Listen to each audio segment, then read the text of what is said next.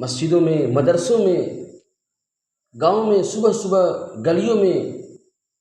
آپ گھومو، ایک مدرسہ چھوڑ کر آپ کو مسجد میں بھی تلاوت کی آواز نہیں آئے گی۔ کسی گلی میں، کسی کوچے میں، کسی گھر سے 500 1000 گھر میں سے میں یہ کہہ سکتا ہوں 10-20 گھر میں سے قرآن پڑھنے کی آواز آ سکتی ہے۔ ہاں، فجر کے بعد موبائل کی آواز تو آئے گی، لیکن قرآن پڑھنے کی آواز نہیں آئے گی۔ یہ امت دین سے بہت دور ہو گئی ہے، اور جو لوگ دین میں لگے ہوئے بھی ہیں تسبیحات خود پڑھتے ہیں، نوافل پڑھتے ہیں، روزہ رکھتے ہیں نوافل، لیکن سب سے جو کمی ہے وہ قرآن کی تلاوت میں،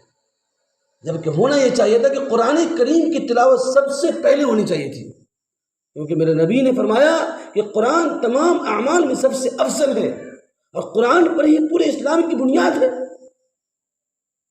اس لیے میں کہتا ہوں کہ مکاتب کھولیے، بچوں کو بھیجیے وہاں پر، تاکہ صرف نوافل تسبیحات تک سمت نہ رہیں، قرآن پڑھنے کو یہ اول اور فریضہ سمجھیں۔